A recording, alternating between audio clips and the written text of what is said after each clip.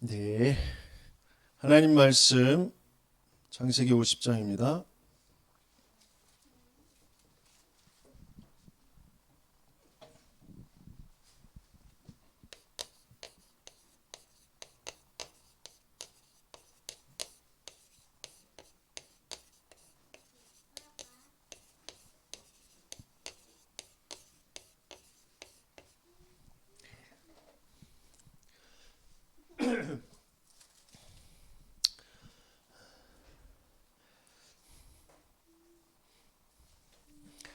(50장) 15절에서부터 우리 읽도록 하겠습니다.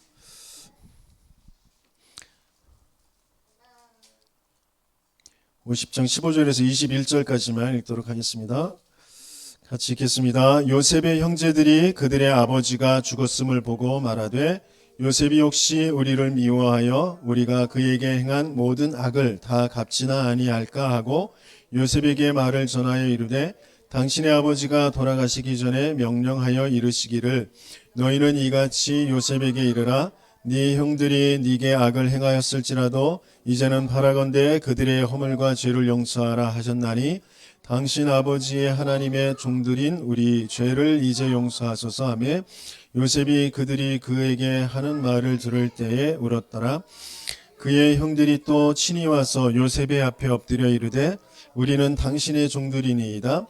요셉이 그들에게 이르되 두려워하지 마소서 내가 하나님을 대신하리이까 당신들은 나를 해하려 하였으나 하나님은 그것을 선으로 바꾸사 오늘과 같이 많은 백성의 생명을 구원하게 하시려 하셨나니 당신들은 두려워하지 마소서 내가 당신들과 당신들의 자녀를 기르리이다 하고 그들을 간곡한 말로 위로하였더라. 여러분들은 과거에 아직까지도 생각나는 그런 실수한 거 그런 것들이 있으신지 모르겠어요.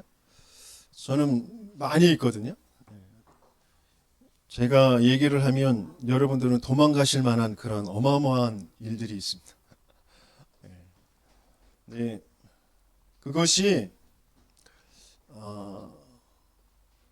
때때로 마음을 좀 괴롭게 하기도 하고 그렇거든요. 그리고 또 어떤 때는 그것이 내 현실의 문제와 연결되어져서 그렇게 보여지기도 해요. 그것 때문에 그랬나?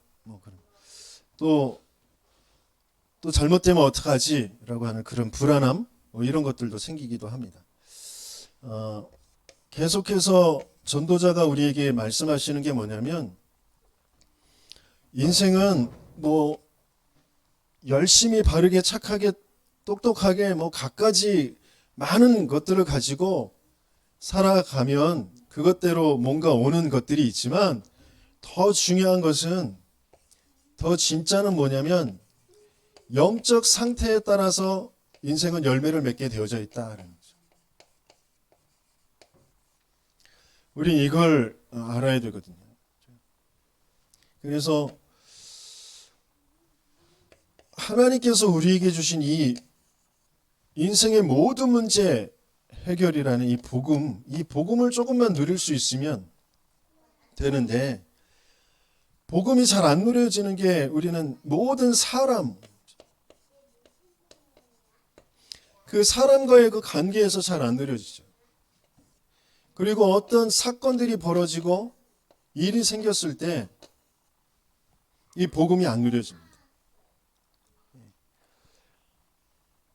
옛날의 그 과거, 이미 지나버린 그 과거, 오지도 않는 미래, 그러면서 현재 이런 것들이 자꾸 연결되어져서 힘들거든요. 그러면서 문제라는 거, 또 때로는 응답이라고 하는 것들, 이런 것들이 왔을 때 복음을 제대로 누리지 못하면 엉뚱한 결과를 낳게 되어지거든요. 자칫 잘못하면 낙심이 됐다가 또 조금 온 것 때문에 막 흥분해서 진짜 중요한 하나님의 계획을 놓치게 되어지는 것들이 많단 말이죠.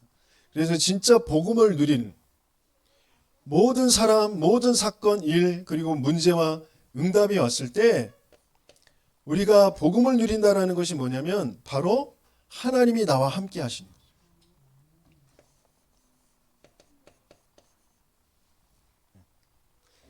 정말 하나님이 나와 함께 하시는 것을 누리는 거예요.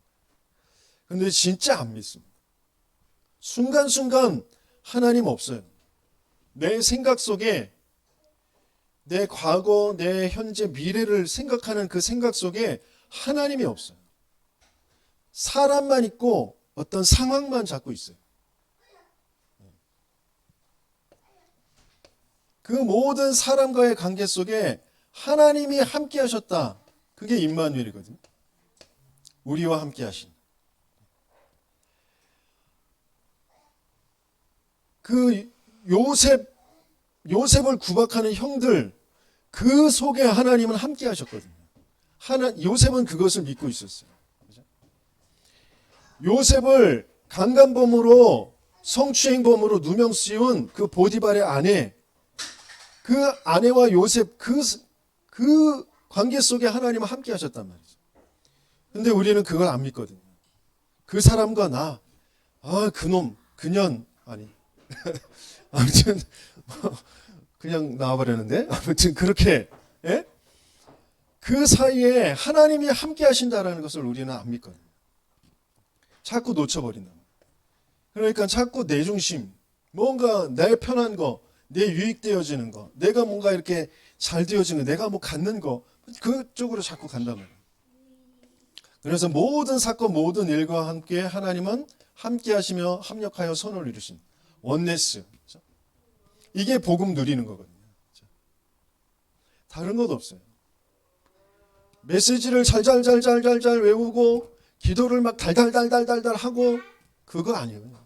진짜 중심에 하나님이 함께 하심이 모든 사람, 모든 사건, 모든 문제, 응답 그 속에서 정말 누리는 거예요. 그게 복음 누리는 그 상태거든요.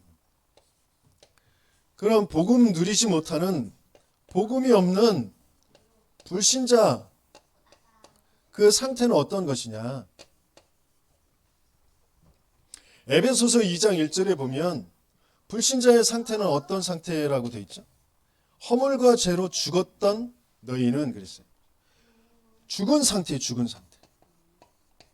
어떤 게 죽은 상태예요? 영적으로 죽은 상태. 곧 생명이 없는 그런 상태. 생명이 없는 것에 아무리 화려한 거, 멋진 거, 그죠? 경제적으로 어떤 또 사회적으로 인기, 명예, 권력 아무리 갖다 놔도 그건 소용이 없어요. 생명이 이미 없는데 무슨 소용이 있어요? 근데 사람들은 다 거기에 자꾸 치우쳐서 간단 말이에요. 자기가 생명이 없는 그 증거가 뭐냐면 세상 풍조를 따르고 공중권세 잡은 자를 따랐으니 곧 이는 지금 불순종의 아들들 가운데서 역사하는 영이라. 불순종의 아들들 가운데서 역사하는 영, 이 귀신 사탄 마귀인지도 모르고 거기에 종된 상태예요.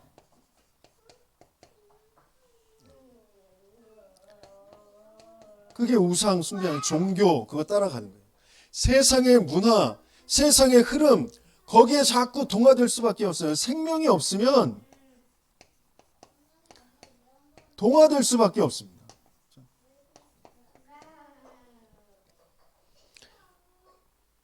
여러분들 생선 좋아하세요? 생선? 생선 맛이 어때요? 생선은 소금을 치면 어떻게 돼요? 절여지죠. 짜지죠. 근데 원래 그 생선들은 생명이 있을 때는 바닷속에 살아요. 바닷속에. 바닷속에 살아있는 그 산 생선을 잡아다가 바로 해치면 짜요? 안 짜요? 안 짜요.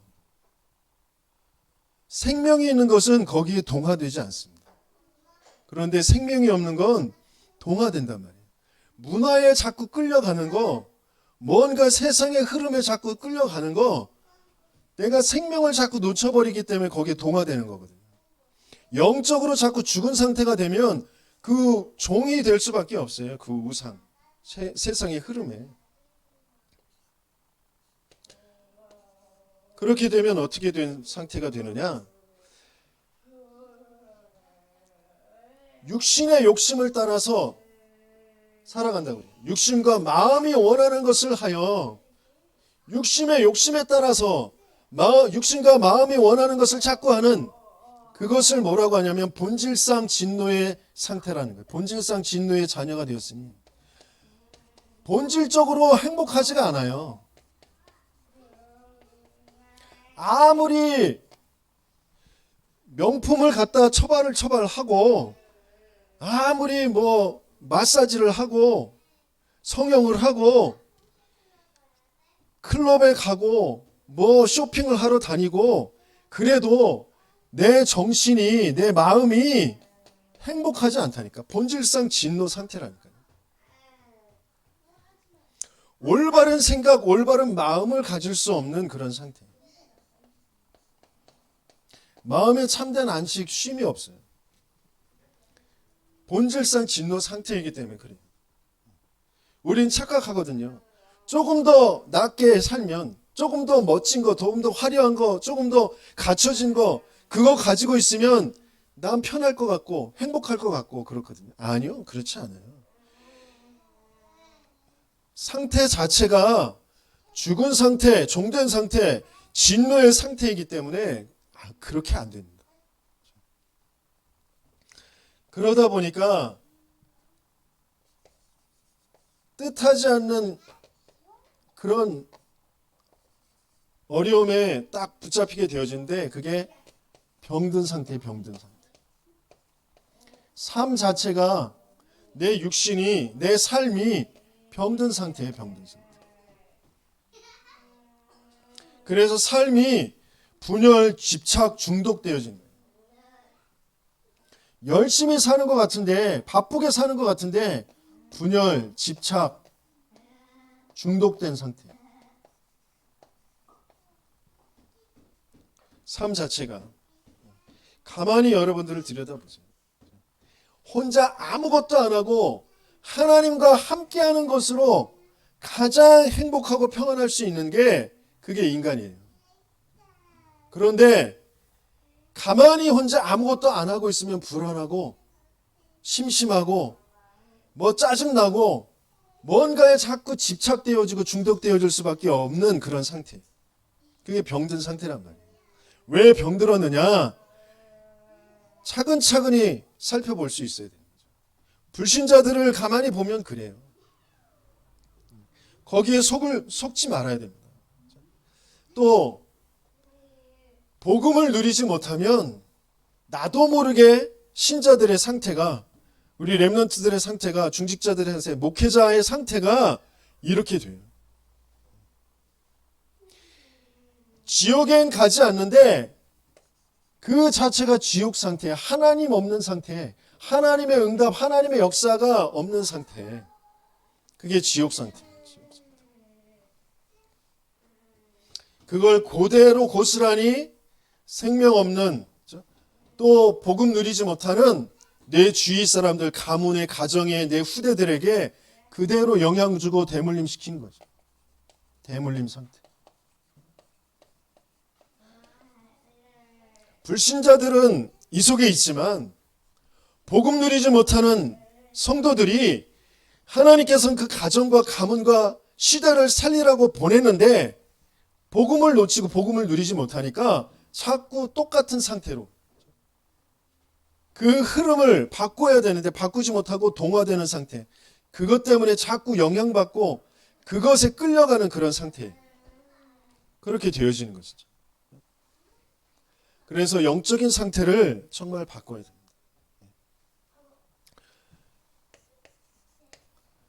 그럼 우리가 이 요셉의 형들의 그런 상태를 보고 또 요셉의 상태를 보고 우리가 어떻게 영적 상태를 바꿔야 될 것인지 이런 부분들을 좀 살펴봐야 되겠습니다. 요셉의 형들이 지금 어떤 상태예요?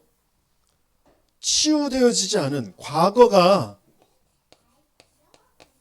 지금 치유되지 않은 그런 상태예요. 과거 치유는 그냥 잊어버려야지. 뭐 실수하는 건 다 누구나 있는 일이고 내가 잊어버리고 더 잘하면 되지. 실수는 성공의 아버지라고 그랬어. 이거 딛고 일어서면 되지.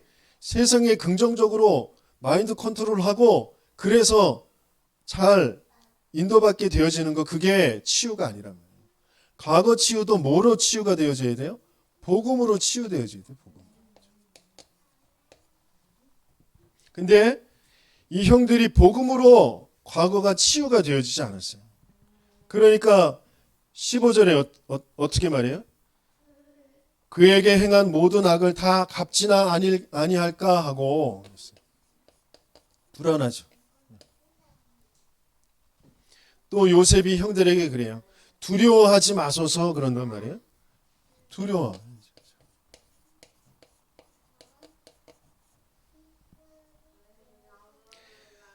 과거가 복음으로 치유되어지지 않으면 그 자체가 자꾸 곱씹어지고 그 자체 때문에 내게 뭔가 해가 오지 아니할까? 자꾸 불안하고 두렵고 또 그런 비슷한 상황, 그런 비슷한 문제가 올 때 거기에 잡힐 수밖에 없게 되어집니다. 그런 상태가 됩니다. 그러니까 뭐라 그래요? 18절에 우리는 당신의 종들이니이다 라고 얘기해요. 종을 자처합니다. 왜 종을 자처하죠? 내가 해를 당할까봐, 죽임을 당할까봐, 그러려니 차라리 당신의 종으로 살겠습니다. 당신 앞에 무릎 꿇겠습니다. 우리의 목숨만 건져주세요. 그러는 거잖아요. 그죠? 그게 어떤 시대와 가문과 가정과 개인 그 배경에 따라서 뭔가 내가 살아남는 그런 방법, 그것을 선택합니다. 그걸 종되는 것으로 선택해요. 어떤 커다란 자기보다 능력 있고 힘 있고 나를 어떻게 할 수 있는 그런 세력 앞에 종되는 것이 자기가 살아남는 방법이에요. 돈이라는 어마어마한 커다란 것에 내가 종되는 거, 어떤 권력이라는 것에 내가 종되는 거, 어떤 세상의 흐름, 그것이 나를 어떻게 할 수 있으니까 내가 거기에 종되는 거, 내가 거기에 따라가는 게 살아남는 방법이라고 종을 자처하는 겁니다.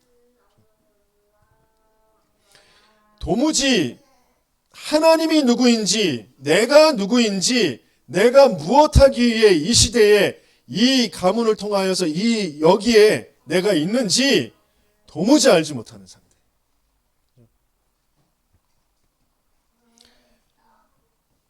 하나님께서는 세계를 살릴 그 계획 속에서 이스라엘 민족을 애굽에 보내서 큰 민족이 되게 하시겠다고 하셨어요. 거기서 객으로 살다가, 객은 뭐예요? 그냥 나그네 아니면 손님이거든요. 그런데 영적으로 먼저 노예가 되어져 있으니까, 영적으로 먼저 종이 되어져 있으니까, 애굽의 종되기 이전에, 애굽의 노예되기 이전에 먼저 종이 되어버렸어요. 이런 상태란 말이에요. 우리는 분명히 이걸 알아야 돼요. 우리가 가문의 배경 속에, 내가 성장하는 그 배경들 속에, 경험들 속에서 상황이 이래서, 우리 가정이 이래서, 돈이 없어서, 실력이 없어서, 그게 아니라 내 영이 이미 하나님을 떠나서 하나님을 모르니까 스스로 종이 되을 수밖에 없는 그런 내 인본주의, 내 방법을 찾은 거란 말이에요. 그게 내가 합리화시키는 거란 말이에요. 핑계 대는 거란 말이에요. 난 안 되라고 낙심하는 거란 말이에요. 그러면서 뭔가에 집착하고 끌려가는 거란 말이죠.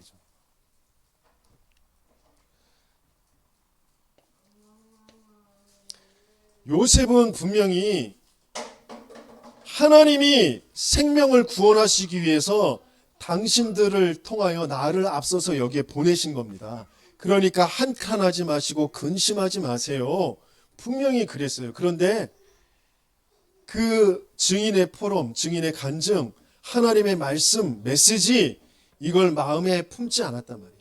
하나님의 뜻을, 하나님의 계획을 품지 않고 그냥 자기의 행동, 자기의 상황, 그러면서 자기들이 죽이려고 했던 요셉이 총리가 되어서 어마어마한 권력을 잡고 있는 거, 그것만 딱 본 거란 말이에요. 육신적으로 나, 물질, 육신, 성공, 그거로만 딱 보고 있어요. 그러니까 진짜 정확한 하나님의 말씀을 붙잡지 못하고 있는 거예요. 그 속에 있는 하나님의 뜻과 계획이 품어지지 않은 거란 말이에요. 그걸 모르는 거예요. 우리가 영적인 상태가 의식주에 묶여 있어서 요셉을 구박할 수밖에 없었고, 그래서 팔게 되어졌는데, 그것도 지나고 보니까 하나님의 절대 주권 속에서 이루어진 일이구나. 그러니까 이제 그것 때문에 내가 한탄하고 근심하지 말고 내 영적 상태를 바꾸자. 하나님을 바라보자. 하나님의 언약을 붙잡자. 그 속으로 들어가면 되잖아요. 근데 그게 안 되는 거죠. 약속의 말씀, 언약의 말씀 붙잡을 수 없는 그런 상태. 그러니까 계속해서 자신들이 두려워하는 일들, 자신들이 자꾸 종되는 일들, 그런 것들에 끌려다닐 수밖에 없어요.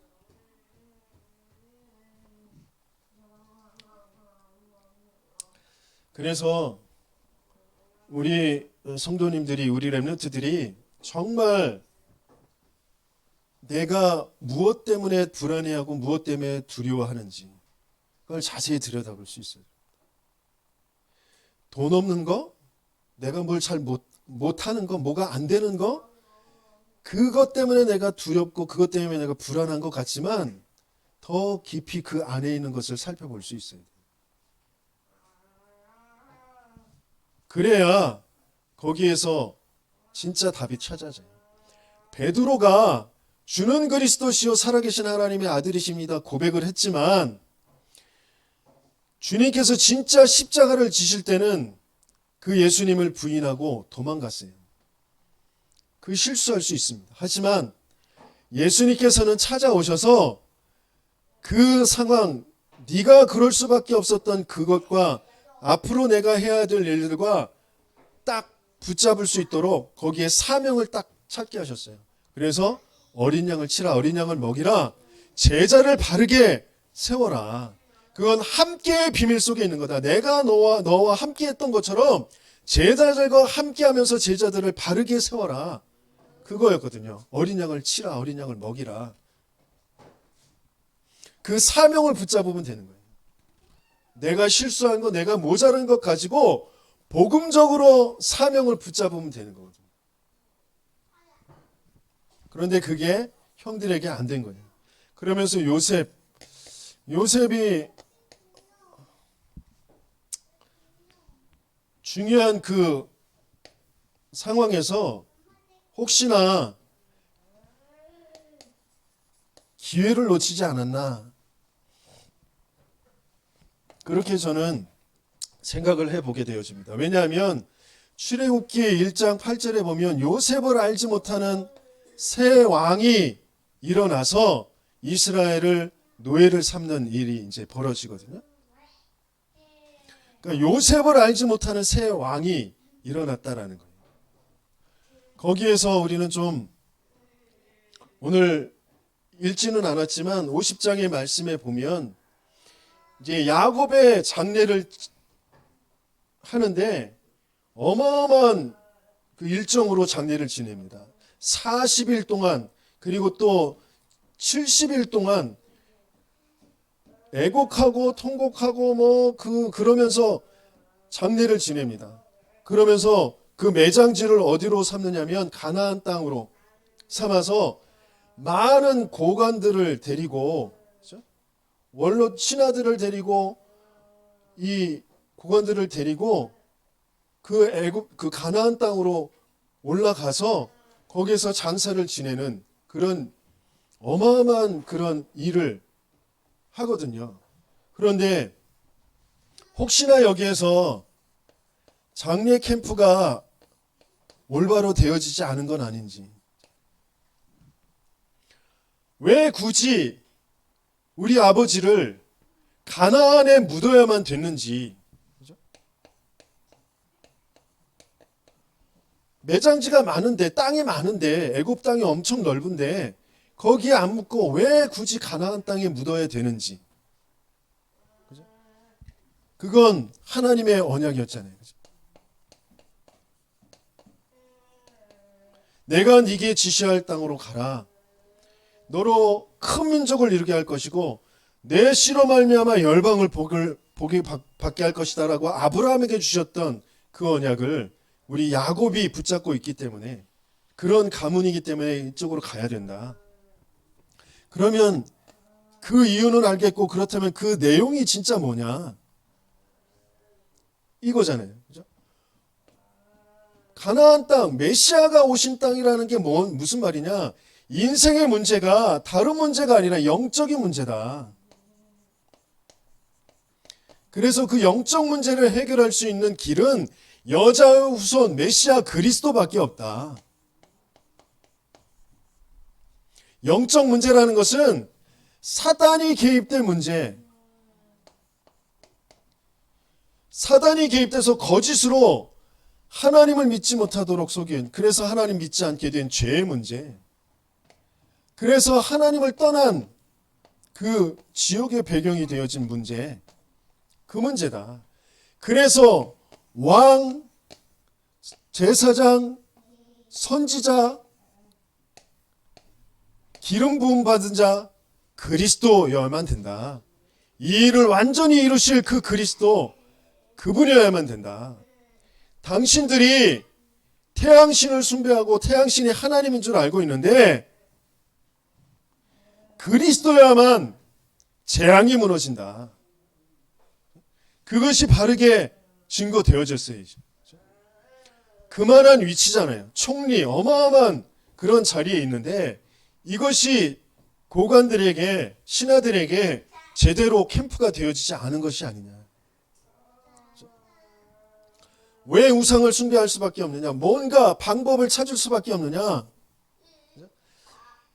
하나님의 영이 함께할 때 행복한 그 영적인 비밀과 축복을 놓쳐버리면 뭔가 끊임없이 내가 능력을 갖추고 내가 뭔가 풍요롭게 되어지고 내가 더 많은 것을 뭔가 가지려고 하는 그것만 남게 되어지는 거죠.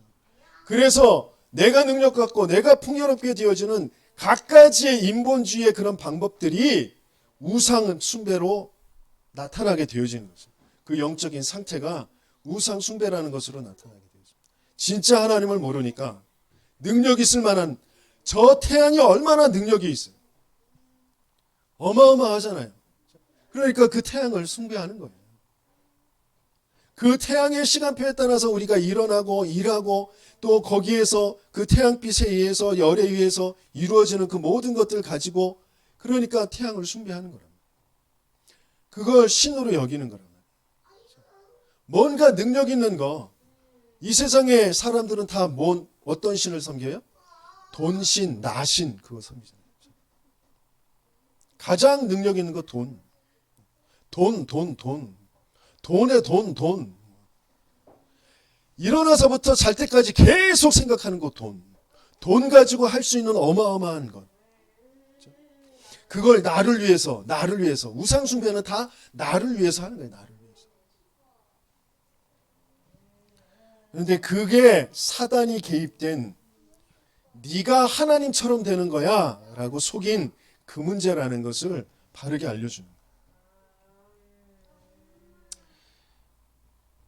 그게 혹시나 안 되어지지 않았느냐, 그거예요. 그리고 두 번째 뭐냐, 오늘 본문 오늘 제목으로 잡았던 것처럼 야곱의 형들에게 당신들은 두려워하지 마소서 내가 당신들과 당신들의 자녀를 기르리이다 라고 얘기했어요. 그래서 그 약속을 지켰죠. 그죠? 그들이 안전하게 고센 땅에서 살 수 있도록 모든 경제적인 것, 정치적인 것, 모든 것들을 다 보장해 주었어요. 후대들을 기르긴 길었는데 진짜 우리가 성경적인 그런 흐름 속에서 알게 되어진 미션홈의 그 축복으로 기른 것이 아니고, 베드로에게 예수님께서 부탁하셨던 그것으로 기른 것이 아니고, 혹시나 물질과 어떤 정치적인 것 그것만 가지고 도와준 것이 아니냐.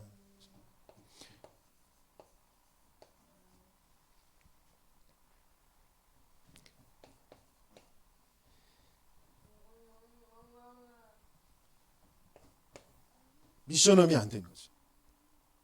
물질적인 거, 정치적인 거 그것만 도와줘서는 후대들이 바르게 세워질 수가 없어요.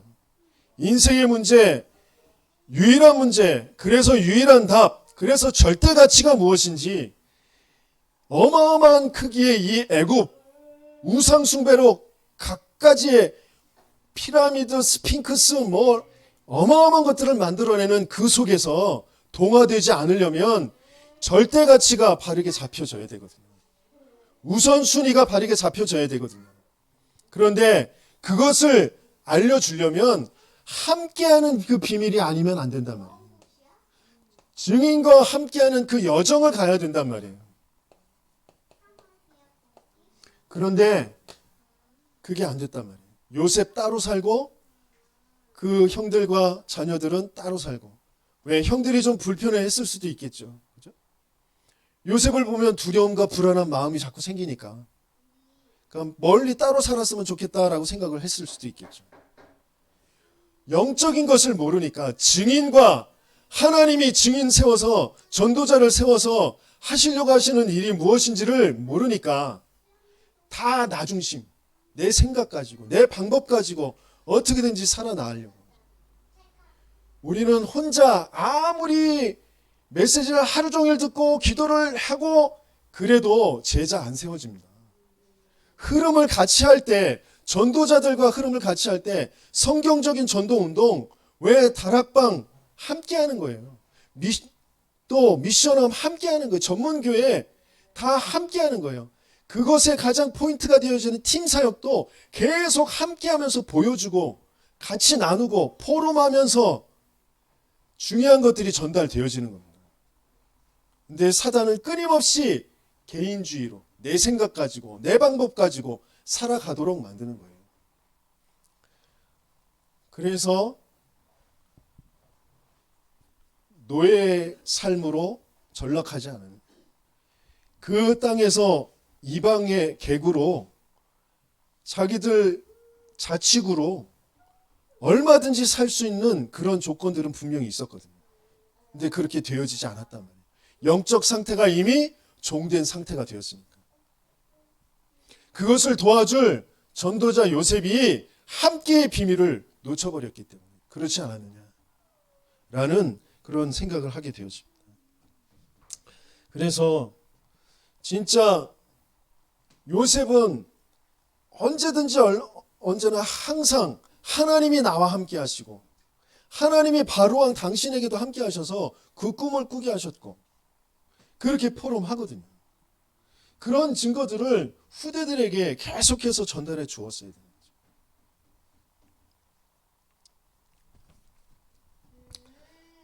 그래서 참된 치유, 이 형들은 끊임없이 어린아이 신앙, 어린아이죠. 나, 내 것, 의식주, 거기에만 자꾸 붙잡혀 있어요. 그래서 쉽게 흥분하고 쉽게 낙심하죠. 조금 좋은 게 생기면 막 흥분하고 조금 안 좋은 일이 있으면 낙심해버리고 극과 극으로 영적인 상태가 완전히 기복이 심하죠. 그러면서 조금 내가 알게 되어진 거, 내가 보게 되어진 거 가지고 막 정죄하고 그렇게 되어지죠. 그러고 보니까 저도 어린아이 신앙이었던 것 같아요. 여기서 벗어나야 된단 말이에요. 그 각인과 뿌리와 체질이 바뀌어져야 돼요. 그러려면 진짜 집중하는 시간이 있어야 됩니다. 집중. 계속 그냥 집중 아니고 함께 집중. 마가다락방에 모인 사람들 함께 집중하는 시간. 그게 필요한 거예요. 개인의 집중도 필요하고 함께의 집중도 필요한 거죠. 뭐에 집중하느냐? 복음에 집중하는 거예요. 복음에 집중하는 저와 여러분들 되시길 예수님이 축원합니다. 복음이 뭐냐? 복음은 과거, 현재, 미래 모든 문제가 끝난 것입니다. 이게 진짜 믿어져야 되는데 이게 뭔 말인지 잘 이해가 안 될 수도 있어요. 과거의 문제, 그 과거의 문제는 뭐죠? 내가 하나님 믿지 않고 지은 죄의 문제. 허물로 죄로 죽었던 너희, 우리, 그 죄의 문제. 그러면서 미래의 문제 뭐죠? 영원한 심판, 지옥, 그 문제. 그러면 현재 살아서 계속해서 나를 하나님 믿지 못하도록, 그 하나님이 주신 축복을 누리지 못하도록, 세계복음화, 전도, 선교에 앞장서지 못하도록 속이는 이 사단. 경제라는 것을 두고, 사람이라는 것을 두고, 뭔가 나라는 인생을 두고 현재 계속 속이는 게 사단이에요. 그 사단의 일을 완전히 끝내신 게 복음이란 말이에요. 그죠? 죄 저주 재앙에서 완전히 해방되었어요. 저와 여러분들은 해방된 줄 믿습니다. 완전히 해방됐어요. 그리고 우리는 영원히 지옥 갈 수 없는 그런 신분이에요. 저 하나님 나라, 그죠? 영원히 하나님이 나와 함께 하시는 그 축복을 우리는 받은 줄 믿습니다. 그러면서 지금 사단의 일을 멸하신 그 그리스도가, 그 그리스도의 이름으로 사단을 이길 수 있는 그 승리의 축복을 우리에게 주신 줄 믿습니다. 그것을 누리는 거예요. 그걸 오순절 마가다락방에서 다시 한번 확인하는 거죠. 6월절 어린 양의 피 바르는 날 우리가 나왔다. 그리고 저 하나님 나라, 그 일은 반드시 이루어질 거다. 지금 우리에게 있어야 될 것 오직 성령의 역사. 성령께서 나와 함께 하시고 나에게 가르쳐 주시고 내게 시키시는 일을 두고 나는 그 인도를 받을 것이다. 그 일을 두고 예배 속에 들어가는 겁니다. 그 성령의 역사를 두고 예배 속에 들어가는 거예요. 내가 갈등하는 학업의 문제든지 사업의 문제든지 가정의 문제이든지 그 모든 것들이 이 속에서 보여지고 이 속에서 답을 찾지 않으면 아무 소용이 없습니다. 그렇지 않으면 우리는 또다시 육신적인 어떤 방법을 찾아서 헤매게 될 겁니다. 근데 그걸 가졌다 해도 그건 해결되어진 것이 아니라 재앙으로 연결되어집니다. 진짜 해답은, 진짜 해결은 여기에서 나오는 거예요. 진짜 해결은 그래서 예배 속에서 복음 집중해서 나오는 것인 줄 믿습니다. 그런 응답을 누리시길 바랍니다. 그래서 복음은 아는데 왜 복음 누림이 안 되는지, 그래서 누림에 집중할 수 있도록 정말 우리는 복음으로 충분하고 복음으로 모든 것 되어질 수 있도록